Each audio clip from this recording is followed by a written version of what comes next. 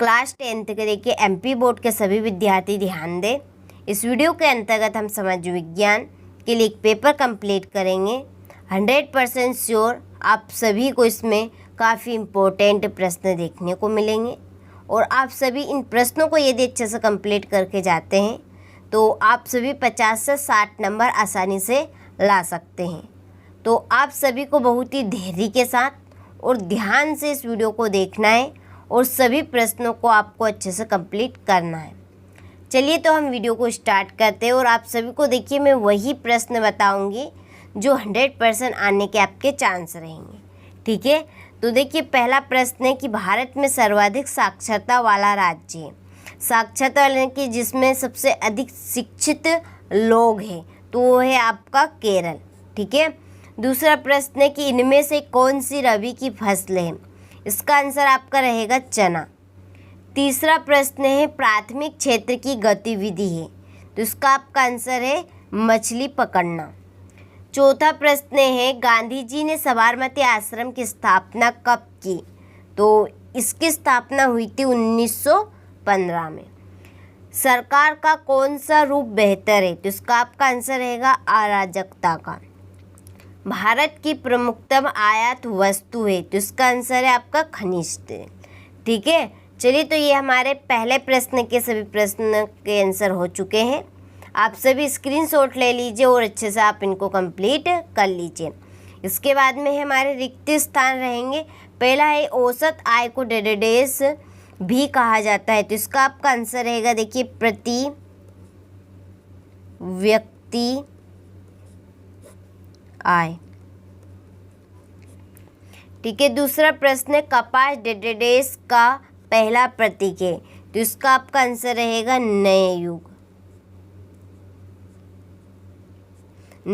का। ठीक है, तीसरा है भारत में सड़क जाल लगभग 1.5 किलोमीटर है। इसका आंसर आपका रहेगा 56 लाख। चौथा प्रश्न है भूमिगत जल 1.5 का साधन का उदाहरण है तो इसका आपका आंसर रहेगा नवीकरणी। ठीक है, इसमें आएगा आपका नवीकरणी। ठीक है, पांचवा प्रश्न है बेल्जियम 1.5 का एक छोटा सा देश है तो इसका आपका आंसर आएगा यूरोप। ठीक है, यहाँ पे मैं लिख देती हूँ उसको यूरोप। ठीक है, छठा प्रश्न है 3/4 धरातल 1.5 से ढका हुआ है तो किससे ढका हुआ है, तो ये आपका जल से ढका हुआ है।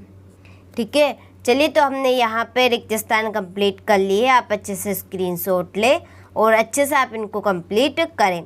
सही जोड़ी। ठीक है, तो देखिए यहाँ पर है पहली जोड़ी रियो डी जेनेरो पृथ्वी सम्मेलन 1992। इसके आपकी जोड़ी रहेगी ब्राज़ील।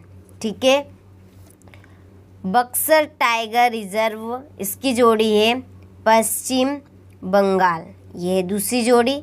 वंदे मातरम इसकी बंकिम चंद्र चट्टोपाध्याय। संघीय शासन व्यवस्था इसकी जोड़ी रहेगी ठीक है बेल्जियम, इसकी जोड़ी है बेल्जियम। और महिला साक्षरता दर ये है आपकी 54%। ठीक है, रिजर्व बैंक ऑफ इंडिया बैंकों का बैंक है ये।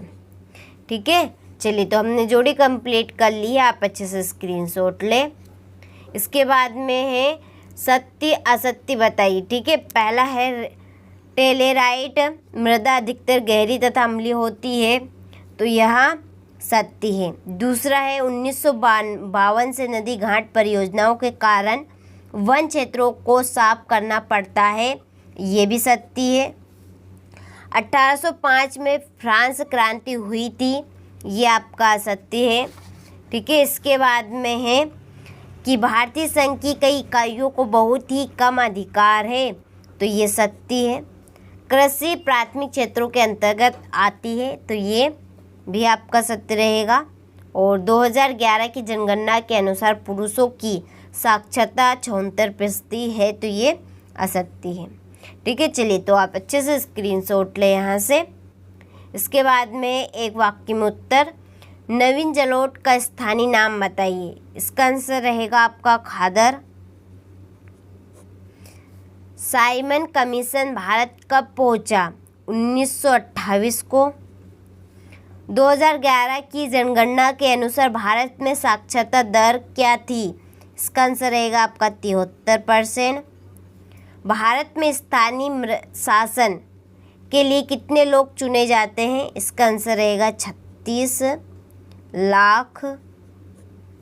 और निजी क्षेत्रों के एक उद्योग का नाम बताइए, तो इसका आंसर आएगा आपका टिस्को। ठीक है। इसके बाद में भारत में केंद्रीय सरकार की तरफ से करेंसी नोट कौन जारी करता है? तो इसका आंसर है आपका भारतीय रिजर्व बैंक। ठीक है, इसका आंसर यहाँ लिख देते हैं, भारतीय रिजर्व बैंक। ठीक है, चलिए तो आप सभी अच्छे से स्क्रीनशॉट ले यहाँ से। चलिए इसके बाद में हम अगला प्रश्न देखते हैं। तो देखिए यहाँ पे हमारा अगला प्रश्न है, भारत में पाई जाने वाली मिट्टियों के नाम। मृदा अपरदन से तात्पर्य, इसके बाद में संसाधन से क्या सही है, मृदा संरक्षण से आप क्या समझते हैं? ठीक है, चलिए फिर है आरक्षित वन क्या है, रूढ़िवाद से क्या सही है, रोलेट एक्ट क्या था, अधिकार क्षेत्र क्या है। ठीक है, काफ़ी इम्पोर्टेंट प्रश्न हैं जिनके 15% आने के आपके पूरे चांस है।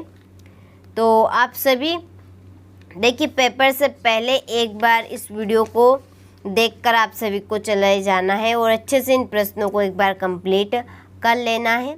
ठीक है, क्वेश्चन नंबर यहाँ पे 20 से एकात्मक शासन का अर्थ सांप्रदायिकता क्या है। ठीक है, जैव विविधता क्या है, मानव जीवन के लिए क्यों महत्वपूर्ण है,